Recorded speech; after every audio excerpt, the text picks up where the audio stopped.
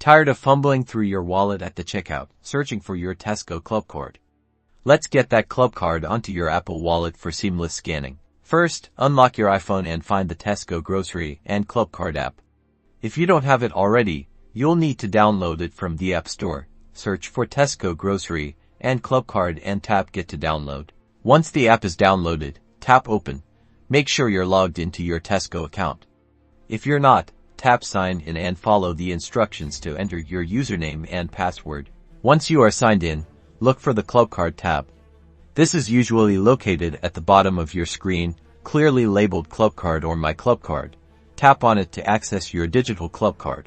On the Clubcard screen, you should see an option to add to Apple Wallet. It's usually a button that says something like Add to Apple Wallet or Add to Wallet. It might even have the Apple Wallet icon. Tap on it. Your Apple Wallet will now open, displaying a preview of your Clubcard. You'll see your name and Clubcard number. Review the information to make sure everything is correct. In the top right corner of the screen, you'll see the Add button.